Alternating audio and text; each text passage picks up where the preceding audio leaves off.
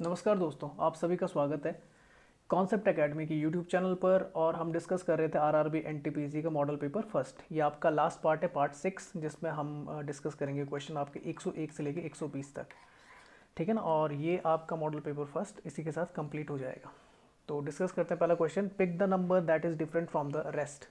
इनमें से कौन सा बाकी से अलग है? तो 30, 45, 15, 155। ये 5 के पाड़े में आते, 22 नहीं आता, तो आंसर हो गया 22। नेक्स्ट चलते हैं। Kalpana Chawla the first women of the Indian origin to go to space was born in which place. ये करनाल में पैदा हुई थी, करनाल हरियाणा में। ठीक है ना। और मौत हो गई थी 2003 में। जो स्पेस शटल था कोलंबिया, जब वो वापस आ रहा था तो एटमॉस्फेयर में जब वो आया अर्थ की, तो उसमें आग लग गई थी। ठीक है ना। और वो लगती है आग किसकी वजह से? तो फ्रैक्शन फोर्स की वजह से लगती है, तो पूरा जल गया था। तो लिखा हुआ Kalpana Chawla was born on the 17th of March 1962 in the Karnal Haryana. She did the bachelor of the science in the aeronautical engineering from the Punjab engineering college. याद रखना, यहीं से किया उन्होंने। She flew the first space shuttle Columbia in 1997। पर जब second time गई थी तब दिक्कत हो गई थी। She was the one of the 7 crew member who died in the space shuttle Columbia disaster in the 2003 in which spacecraft was dismantled during the entry into the Earth atmosphere in February 2003। Atal Bihari Vajpayee उस समय जो आपके कौन थे, prime minister थे, then prime minister of India, renamed the meteorological series of the satellites metsat. ये किसके नाम पे रख दिया गया था? कल्पना चावला के नाम पे रख दिया गया था। नेक्स्ट चलते, a the price of the 12 books is कितना है? 12 का कितना है? 2160 है। 4 का निकालना तो भाग देना पड़ेगा 3 से। यहाँ भी 3 से भाग दे दो। 3 से 21, 3 दूनी 6, 720। Arrange the following words in the alphabetical order and the find the third. ठीक है। NUR, NUNC, तो ये तो पहला हो जाएगा, इसको तो छोड़ दो। NUR, NUR, NUR तीनों में, यहाँ पे E है, यहाँ पे S है, यहाँ पे E है, तो ये सेकंड वाला होगा। अब इन दोनों में से देखना पहला कौन सा आएगा। तो आ जाएगा S तक, ठीक है, E और I, तो ये वाला होगा आपका थर्ड। तो NURSELING। ठीक है। नेक्स्ट चलते हैं। Who among the following is the founder the स्वतंत्रता न्यूज़पेपर। तो इंपॉर्टेंट क्वेश्चन है। मुझे लगता है ये सभी तो नहीं कर सकते। तो ये मोतीलाल नेहरू जी ने के टाइम पर था, उन्होंने पब्लिश किया था। तो Motilal Nehru started the publishing a newspaper call the स्वतंत्रता इन द ईयर 1919, जब आपका मॉन्टेग्यू चेम्सफोर्ड रिफॉर्म्स आए थे। ठीक है ना। ठीक है, मार्लियामेंटो 1909, हाँ, मॉन्टेग्यू चेम्सफोर्ड 1919 में। The newspaper was publish from the Allahabad. ठीक है ना। अच्छा, अबुल कलाम आज़ाद का नाम आता है यहाँ पे। अच्छा, नहीं आ रहा, फिर भी लिखा हुआ है, चलो बता देता हूँ। अबुल कलाम आज़ाद जो थे, उन्होंने 2 जनरल निकाले थे, अल हिलाल और अल बलाग। ठीक है ना। और इन्हीं के नाम पे हमारे यहाँ पे एजुकेशन डे मनाया जाता है। ठीक है ना। अबुल कलाम आज़ाद के नाम पे सपोर्टेड द खिलाफत मूवमेंट किया था इन्होंने। जो खिलाफत मूवमेंट था, जब आपका I think non cooperation movement था, तभी स्टार्ट हुआ था। ठीक है ना। 1919 से खिलाफत मूवमेंट 1919 से 1922 तक चला था। अच्छा, लिखा हुआ है became the youngest president of the INC at the age of the 35। ठीक है। एनी बेसेंट का नाम तो बॉर्न इन लंडन, आयरिश मूल की थी। Launch the all India home rule league in the 1916, founded the theosophical society Adyar along with the Henry Steel Olcott. Raja Ram Mohan Roy की बात करें तो known as the father of the modern India, father of Bengal, renaissance भी बोला जाता है। Abolish the practice of sati, lord William Bentinck के time पे आपका। ठीक है ना। 1829 में। अब ब्रह्म समाज बनाया था 1828 में। Select the wrong term in the following series. तो 50 से 54 से 50 में जाएंगे 4 का गैप, 50 से 42 में जाएंगे -8 का गैप, 42 से 28 में जाएंगे -14 गैप। मुझे यहाँ पे गड़बड़ लग रही, 4, 8, 12 हो सकता था या फिर 16 होगा। ठीक है ना। अगर मैं 12 मानूँ तो 2 मुझे जोड़ना पड़ेगा, यहाँ पे 30 हो जाएगा। और 30 से 14 पे जाना है तो कितने का होगा? 16 का। ठीक है, हो गया सही। 4, 8, 12, 16, और फिर कितना हो जाएगा? 14 से 6 पे जाना है, तो ये कितने पे आ जाएगा आपका? -6 पे जाना है, तो 14 और 6 20। ठीक है, -20। तो ठीक है, 4, 8, 12, 16, 20। तो यहाँ पे गलती है 28 में, 30 होना उसकी जगह। Pranab Mukherjee release the book title. अब तो पिछले साल मर गए थे प्रणब मुखर्जी। ठीक है ना, कोरोना की वजह से। Release the book title the relentless. ठीक है ना। It is an autobiography of which politician. तो ये आपके फॉर्मर, आपके मिनिस्टर थे रहे हैं ये आपके अटल बिहारी वाजपेयी के टाइम पे। ठीक है ना। तो यूनियन मिनिस्टर थे फाइनेंस के 1990, ये चंद्रशेखर के टाइम पे, और फाइनेंस मिनिस्टर रहे अटल बिहारी वाजपेयी के टाइम पे 1998 to 2002। सिविल सर्वेंट थे, अगर मैं आपको बताऊं, यशवंत सिन्हा। तो लिखा हुआ है former president of India Shri Pranab Mukherjee release the autobiography of the former finance minister Shri Yashwant Sinha title the relentless at the Indian International Center in the New Delhi. The book describes the Yashwant Sinha journey from the normal life to a high political power life. The book is published by the Bloomsbury Published India PVT. About the Yashwant Sinha, he served as the Union Minister of the Finance 1990-91 में during the then Prime Minister Chandrasekhar government rules. He also served as the Finance Minister from the March 1998 to July 2002 under the then Prime Minister of the late Atal Bihari Vajpayee. बाकी किताब के बारे में discuss कर लेते हैं कुछ किताबें और commentary and the digest on the act air act 1981 doctor के खंडेलवाल ने लिखा है और रिलीज़ किया है हरियाणा के सीएम मनोहर लाल खट्टर ने। कर्मयोद्धा ग्रंथ जो है वो अमित शाह ने रिलीज़ की थी। Bloomsbury anthology of the great Indian poems ये अभय के की है।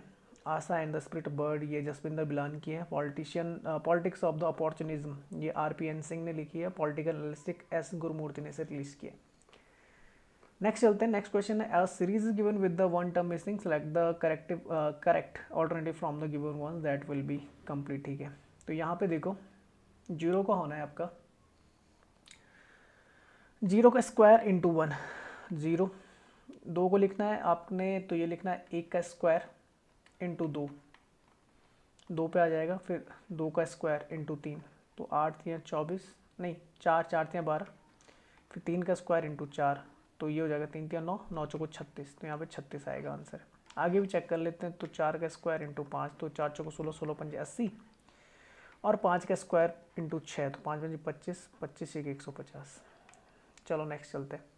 When was the national stock exchange stabilize, तो ये 1992 में हुआ था, ये आपने याद रखना है। The National Stock Exchange of the India was established in 1992. National Stock Exchange of India Limited is the leading stock exchange of India located in the Mumbai, Maharashtra. ठीक है, इसका हेडक्वार्टर कहाँ होगा? मुंबई में। एक दूसरा BSE है, बॉम्बे स्टॉक एक्सचेंज, ये एशिया का ओल्डेस्ट है, एशियाज ओल्डेस्ट। ये बना था आपका 9 जुलाई 1875 को। ठीक है ना। अच्छा आगे चलते हैं। NSE was established in 1992 as the first dematerialized electronic exchange in the country. NSE was the first exchange in the country to provide the modern, fully automated, screen-based electronic trading system that offered easy trading facilities to investors spread across the length and the breadth of the country. Vikram Limai is the managing director and the chief executive officer of the NSE. ठीक है, MD कौन है? तो MD कौन है आपके? Vikram लिमाई। CEO भी यही है। और अगर NSE की चेयरमैन की बात करूँ, चेयरमैन की, तो वह आपके गिरीश चंद्र चतुर्वेदी, गिरीश चंद्र चतुर्वेदी, ये नाम याद कर लेना, पेपर में पूछा जा सकता है। और विक्रम लिमाई कौन है आपके? यहाँ पे लिखा हुआ है, ये आपके MD एंड द CEO है। National stock exchange was the incorporated to bring about the transparency of the Indian equity market. The National Stock Exchange of the India Limited is India's largest financial market and the fourth largest market by the trading volume. The National Stock Exchange of India Limited was the first exchange in India to provide the modern, fully automated electronic trading. ठीक है, याद रखना पहले किसने किया था? तो NSE ने किया था। NSE is the largest private wide area network in India. The NSE has been a pioneer in the Indian financial market, being the first electronic limit order book to trade derivatives and the ETF. अच्छा BSE के बता देता हूँ मैं कि अगर BSE के पूछते हैं, बॉम्बे स्टॉक एक्सचेंज के पूछते हैं, तो चेयरमैन का नाम लिख लेना आप। चेयरमैन है विक्रमजीत सैन, कंफ्यूज मत हो ना, विक्रमजीत सैन। उसके MD एंड CEO ऐसे NSE के MD एंड CEO कौन है? विक्रम लिमाई। यहाँ पे विक्रमजीत सैन, ठीक है ना। और MD एंड CEO कौन है? तो ये आशीष कुमार चौहान, आशीष कुमार चौहान। आपने सेंसेक्स सुना होगा तो वो इसका है, और आपने निफ्टी सुना होगा, ये इसका है इंडिकेटर। नेक्स्ट चलते हैं। Which rule of the Bengal was associated with the black hole tragedy हुई थी जो आपकी, ठीक है ना, जिसमें 146 प्रिजनर्स वहाँ पे काल कोठरी की थी, ठीक है ना। 1756 के आसपास की बात है ये। तो 146 में से 23 ही लोग बचते हैं, 23 आउट ऑफ द 146। अरे गलत लिख दिया, ये डाइड जो हुए थे वो 23 तो बचे थे, केवल 123 मरे थे, 23 केवल बचे थे, ठीक है ना। तो ये सिराजुद्दौला के टाइम की बात है, ठीक है ना। तो लिखा black hole episode of the 23 out of the 146 English prisoner died, नहीं गलत है, 123 हुए थे, took place at the time of the Sirajuddaulah. He seized the English factory at the Qasim Bazaar and Calcutta. ये कारण क्या था दस्तक का? दस्तक का जो दस्तक था वो फर्रुखसियर ने दिया था अंग्रेज़ों को, और इसका गलत इस्तेमाल कर रहे थे अंग्रेज, ये पर्सनल यूज़ के लिए कर रहे थे, जिससे क्या था टैक्स नहीं दे रहे थे, तो सिराज को काफ़ी गुस्सा आ गया था, तो इसलिए उन्होंने क्या किया, कासिम बाजार पे हमला कर दिया था। Later sign the treaty of the Alinagar in the Feb 1754 with the British and the he for the battle of the Plassey 1757 against the Britishers, ठीक है ना, तो ये थोड़ा दिमाग में रखना। Next he captured the Fort William placed Calcutta under the Manik Chand and the rename the city of the Calcutta as the Alinagar. He was captured and killed by the Miran who was the son of the Mir Jafar. Mir Jafar इसी का सेनापति था, लड़ने की जरूरत ही नहीं पड़ी अंग्रेजों को, क्योंकि मीर जाफर ने इसे धोखा दे दिया था, ठीक है ना। अच्छा लिखा हुआ, he attacked the British station in Calcutta and the British troop were defeated by the 3000 strong army of the Siraj. The Nawab lost the battle of because of the betrayal of the Mir Jafar. तो ये थोड़ा दिमाग में क्रॉनोलॉजिकल ऑर्डर देखा, मुर्शिद कुली खान जिसने सेट किया था वहाँ पे बंगाल को, अलीवर्दी खां आए, फिर उसके बाद सिराजुद्दौला हो गए, मीर जाफर ने इसका सेनापति था, धोखा दिया था, ठीक है ना। बाद में तो ये अपनी जगह छोड़कर अपनी जगह मीर कासिम को बना देता, वो बैटल ऑफ बक्सर लड़ता है 1764 में, तो ये आप याद रखना। Select the combination of the number so that the letter arrange the accordingly will from a meaningful. तो ये मैं बता देता हूँ, इसका आंसर होगा 612534। इससे निकलेगा आपका ट्रिकी, आप यहाँ पे रखेंगे ना, क्योंकि मैंने क्वेश्चन कर लिया है तो आप देख लेना, ट्रिकी निकलेगा, तो ये आंसर होगा। नेक्स्ट चलते हैं, which of the following is not a function of the MS Excel. तो एक्स लुकअप, एच लुकअप और वी लुकअप और एफ लुकअप। देखो एच जो होता है वो होता है आपका, और वी लुकअप तो ये वर्टिकल पोजीशन के लिए होता है, ठीक है ना, और ये हॉरिजॉन्टल पोजीशन के लिए होता है, हॉरिजॉन्टल पोजीशन के लिए होता है, याद रखना। और ये जो होता है ये दोनों के लिए हॉरिजॉन्टल प्लस वर्टिकल होता है। एफ लुकअप कोई वर्ड नहीं होता, तो लिखा हुआ है एफ लुकअप, तो लिखा हुआ lookup is one of the reference function that returns a value of for the selected range. The syntax of the function is the lookup, तो लुकअप वैल्यू, लुकअप वेक्टर और रिजल्ट वेक्टर होता है। H lookup, V lookup and the X lookup are the advance version of the lookup function, याद रखना, MS Excel में होता है ये। वी लुकअप जो होता है find the value in the table by the matching the first column moves vertically, ठीक है ना। एच लुकअप जो होता है find the value in the table matching the first row moves horizontally. X lookup जो होता है वो होता है आपका आइदर वर्टिकली और हॉरिजॉन्टली, जो मैंने बताया था। एफ लुकअप नाम का कोई चीज़ ही नहीं होता, तो याद रखना V, H और X। A boy leaves his home for the school and walks the speed of the 10 km per hour and reaches his school 15 minutes late. Next day, boy started with the speed of the 12 km per hour and reaches his school by 5 minutes earlier. तो ये question मैंने class में करा रखा है, आसान question है। Find the actual time taken by him to reach the, तो आपको कुछ नहीं करना, 10 किलोमीटर पर घंटे है ना, मैं पूरा लिख रहा हूँ ताकि आपको कन्फ्यूज़न न हो, और 12 किलोमीटर पर घंटे स्पीड है, तो इन दोनों का आप एलसीएम ले लीजिए, 10 और 12 का एलसीएम होता है 60, और ये आ जाएगा आपका डिस्टेंस। यहाँ से जब आप भाग देंगे 60 में 10 का, तो निकल जाएगा 6 घंटे लगेंगे 60 किलोमीटर क्रॉस करने के लिए, ठीक है ना। 10 किलोमीटर पर घंटे के हिसाब से 12 के हिसाब से चलेगा तो 5 घंटे लगेंगे। इस हिसाब से जो गैप बनेगा वो 1 घंटे का बन रहा है, पर यहाँ पे देखेंगे तो पहले वो 15 मिनट पहले पहुँच रहा है टाइम से, 15 मिनट पहले, और बाद में 5 मिनट लेट हो रहा है, तो टोटल जो गैप बन रहा है वो 15 + 5 का बन रहा है, 20 मिनट का, ठीक है। तो एक्चुअल में 1 घंटा नहीं लग रहा, मतलब 60 मिनट लग रहा है, तो 60 मिनट ठीक है ना दिखा रहा है, पर 60 मिनट लग रहा है, 20 मिनट लग रहा है, मतलब टाइम कितना हो रहा है, 1/3 हो रहा है। तो ठीक है भाई, जो डिस्टेंस वो कवर कर रहा है वो भी 1/3 होगा, तो वो टोटल जो किलोमीटर चल रहा है वो 20 किलोमीटर ही चल रहा है। अब क्या लिखा हुआ है, find the actual time taken by him to reach the school, ठीक है। अगर देखो 20 किलोमीटर है, 20 किलोमीटर चलेगा 10 किलोमीटर पर घंटे के हिसाब से, तो ये 2 घंटे लेगा, पर क्योंकि वो 15 मिनट, क्योंकि देखो जब 10 के हिसाब से चल रहा है तो 15 मिनट लेट पहुंच रहा है, तो 15 मिनट लेट पहुंच रहा है तो 2 घंटे लग रहे हैं, मतलब उसे, तो 15 मिनट लेट पहुंच रहा है तो 2 घंटे लेके 15 मिनट लेट पहुंच रहा है, तो एक्चुअल टाइम कितना होगा, 1 घंटे 15 मिनट हटा दो तो कितने पहुंच जाएगा, साइट अगर सही स्पीड से चलेगा तो 1 घंटे और 15 मिनट 45 मिनट में ही पहुंच जाएगा। दूसरा वाला पकड़ सकते थे पर वो थोड़ा सा टफ लगेगा, इसलिए मैंने 10 वाले को पकड़ा, फिर भी पकड़ लेते। तो ये जाएगा 12 के हिसाब से चलेगा तो 20/12 हो जाएगा, और ये हो जाएगा 4 पंजे 20, 4 तियाँ 12, इतना निकल जाएगा, और ये 5/3 घंटे आ जाएगा। 5/3 घंटे को मैं मिनट में बदल देता हूँ, 60 से इंटू कर लूँगा, 3 20, 20 पंजे 100, ये हो गया 100 मिनट, तो 100 मिनट, और 5 मिनट क्या कर रहा है, अर्लियर मतलब पहले पहुँच रहा है, तो अगर एक्चुअल टाइम देखा जाएगा तो 100 था, और यहाँ 5 मिनट पहले पहुँच रहा है, अगर सही चलता तो 5 मिनट लेट करता मतलब 5 मिनट पहले पहुंच रहा है, तो तय समय से 5 मिनट पहुंचने का मतलब क्या है कि 5 मिनट और लेता तो सही टाइम पर पहुंच जाता, तो 5 मिनट और जोड़ देंगे तो 5 और जोड़ देंगे 105 मिनट हो जाएगा, और इसमें से 60 मिनट निकालेंगे तो 1 घंटा हो जाता है, बाकी बचे 45 मिनट। तो ये आंसर सेम आएगा, कोई अलग नहीं आएगा। देखो 1 घंटे 45 मिनट। नेक्स्ट चलते हैं, in which of the given question there are the 4 figures. अबे यार ये मिस हो गया, यहाँ पे कुछ ऐसा था, ऐसा, ये ऐसा था, यहाँ पे ये ऐसा था, यहाँ पे ये ऐसा था, और यहाँ पे ये ऐसा था, इस तरीके से था, तीन एक जैसे लग रहे थे, ये वाला आंसर बनना था आपका।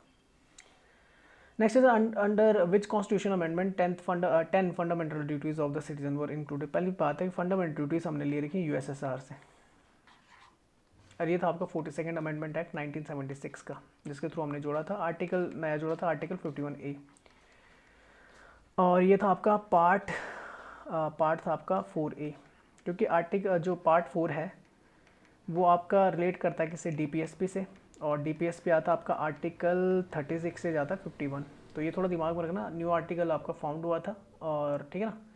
The concept of fundamental duties was has been borrowed by the Russian former Soviet Union constitution. The 10 fundamental duties was also added to the per recommendation of the Sardar Swaran Singh committee. याद रखना, सरदार स्वर्ण सिंह कमेटी किससे related थी, इसी से related थी, FD से, मतलब fundamental duties से। The objective of the incorporating the fundamental duties is to place before the country code of the conduct which is the citizen. अच्छा ये मतलब वो नहीं है, मतलब बोलते हैं बाध्यकारी नहीं है, ठीक है ना, कर्तव्य है आपके 10, ठीक है ना, तो ये याद रखना।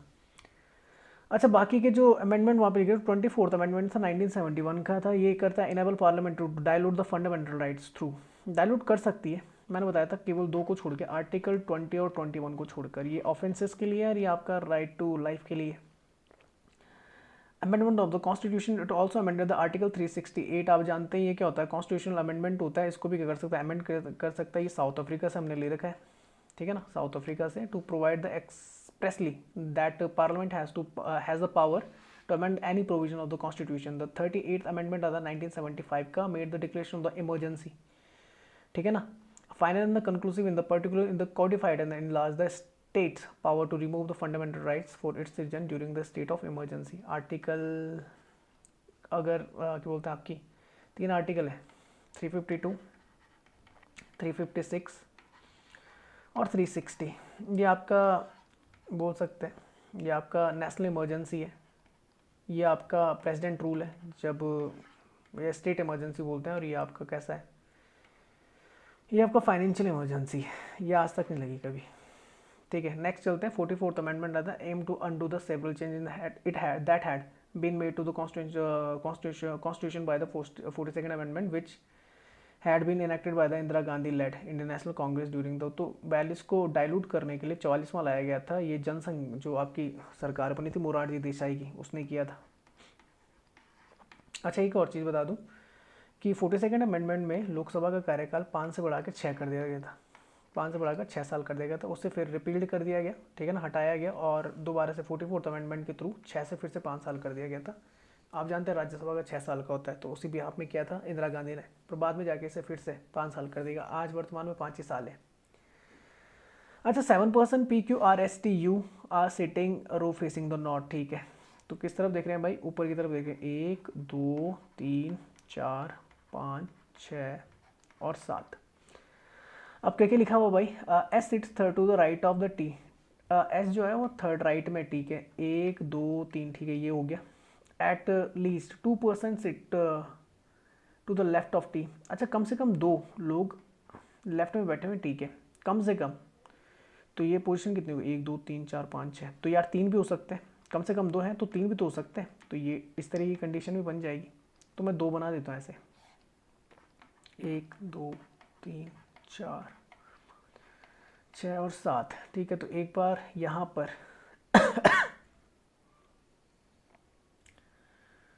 ठीक है, कितना, 1 2 3 4 5 6 7, एटलीस्ट 2 ना, ठीक है, 1 2 3 4 5 6, ठीक है, 2 छोड़ के अगर मैं टी को यहाँ पे बैठा हूँ तो 2 छोड़ के एस यहाँ पे बैठ जाएगा, यहाँ पे 2 आ जाएंगे, ठीक है ना, यहाँ पे मिटा देता हूँ, ठीक है, और अगर 3 होते तो टी यहाँ पे बैठेगा और एस चला जाएगा, 1 2, एस यहाँ पे नहीं, सॉरी रुक जाओ, टी 3 छोड़ के अगर बैठेगा तो टी यहाँ पे आ जाएगा और एस सीधे जाएगा कॉर्नर पे, ठीक है, 2 कंडीशन हो गई।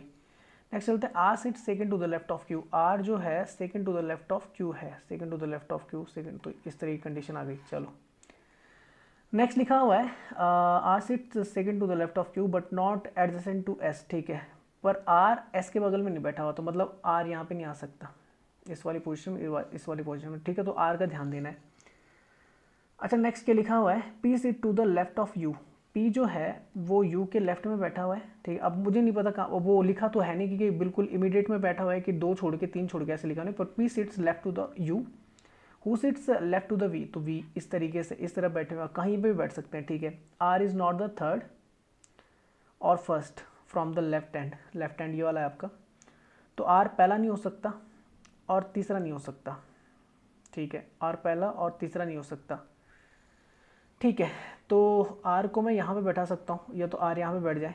अगर देखो आर को यहाँ पे बैठाता हूँ तो डैश छोड़ के क्यू यहाँ पे आ जाएगा, जो हो नहीं सकता, तो आर को मैं यहाँ पे बैठा देता हूँ, आर यहाँ पे बैठा दिया और उसके बाद क्यू यहाँ पे बैठ जाएगा। और फिर मैं पी यू वी को बैठा सकता हूँ, पी यहाँ पे यू यहाँ पर, ये वी हो गया ये फिट, ठीक है ना, यहाँ पे यू ऐसे लिख देता हूँ यू। अच्छा अगर नीचे बैठा था तो पहले में नहीं बैठ सकता और तीसरे में नहीं बैठ सकता, ठीक है ना, तो आर यहाँ पे बैठता तो क्यू यहाँ पे नहीं बैठ सकता था, आर यहाँ पे बैठा था तो क्यू यहाँ पे, तो नीचे वाली कंडीशन आपकी गलत हो जाती, तो ऊपर वाला सही P R T Q U S V. अब क्या लिखा हुआ भाई क्वेश्चन में, who sits at the extreme left hand, left hand में बिल्कुल आपके कौन है, तो पी है। नेक्स्ट चलते हैं, नेक्स्ट क्या लिखा, how many person sit to the right of T. T के राइट में कितने लोग बैठे हुए हैं, तो टी के राइट में 1 2 3 4, तो आंसर बनेगा आपका कौन सा, 4 लोग बैठे हुए हैं। नेक्स्ट क्वेश्चन क्या है भाई, who sits immediate left of you. You के इमीडिएट लेफ्ट में कौन बैठा है, यू के इमीडिएट लेफ्ट में क्यू बैठा हुआ है, ठीक है ना, तो ये आंसर हो जाएगा। फिर आता है Rahul is the brother of Raju, ठीक है, Rahul is the brother of Raju, ठीक है। आगे लिखा हुआ Anu is the sister of the Babu, Raju is the son of Anu, ठीक है, अनु इधर आ जाएगी और अनु का भाई कौन है, बाबू है। How is Rahul related to Anu, Rahul जो है वो अनु का कौन है, अब ये तो बेटा है, ये दोनों भाई हैं तो ये भी तो बेटा होगा, तो ये हो जाएगा सन। लास्ट क्वेश्चन है, in the following question a given question is followed by the information in the 2 statements, you have to find out the data in which the statement is sufficient to answer the question and mark your answer accordingly. There are the 5 girls, Tia, Sia, Pia, Ria and Mia in a room. Who among the following is the youngest? तो पहले statement देखते हैं, Siya is the eldest of the 5, तो सिया सबसे बड़ी है, तो यहाँ से तो पता नहीं लग पा रहा कि कौन आपका सबसे छोटा है, तो पहले से तो मदद नहीं मिल रही। सेकंड वाला देख लेते हो, रिया इज द एल्डर देन पिया, बस हो गया खत्म काम, रिया केवल पिया से बड़ी है, तो पिया से ही बड़ी है केवल कौन, रिया, तो सबसे छोटी कौन हो गई, पिया हो गई। सेकंड स्टेटमेंट अकेले क्या कर दे रहा है, सॉल्व कर दे रहा है, तो statement second is alone sufficient, ठीक है ना, तो ये आंसर होगा आपका। तो ये हो गया आपका क्या, एनटीपीसी सॉरी जो आरआरबी एनटीपीसी का जो आपका मॉडल पेपर 1 था उसके 120 क्वेश्चन हम कर चुके हैं सीबीटी 2 के, ठीक है ना। तो कल जो करेंगे स्टार्ट वो करेंगे फिर से आपका कोशिश करूँगा मैं कि उसको लेके आऊँ, ईपीएफओ का पेपर लेके आऊँ, ठीक है ना, और उसके बाद फिर से देखेंगे किसका, आपका सीएचएसएल का, ठीक है ना, और फिर देखेंगे अगर जीडी का टाइम लगेगा, आरआरबी जीडी का लगेगा तो वो मैं देखने की कोशिश करूँगा, ठीक है ना। तो व्हाट्सएप पे और टेलीग्राम पे मैं पीडीएफ और लिंक इस वीडियो का दोनों डाल दूँगा, वहाँ पे आप हमें फॉलो कर सकते हैं टेलीग्राम पे। यूट्यूब पे लाइक शेयर ज़रूर करो और सब्सक्राइब करना ना भूलो, और बेल आइकन ज़रूर प्रेस कर लें ताकि जितनी भी अपडेट्स होंगी आपको टाइम टू टाइम मिलती जाए। फेसबुक पे आप हमारे पेज को लाइक कर सकते हैं, कॉन्सेप्ट एकेडमी नाम से ही है, और इंस्टाग्राम पर भी आप हमें फॉलो कर सकते हैं। तो वीडियो को देखने के लिए आप सबका बहुत बहुत धन्यवाद। जय हिंद, जय भारत।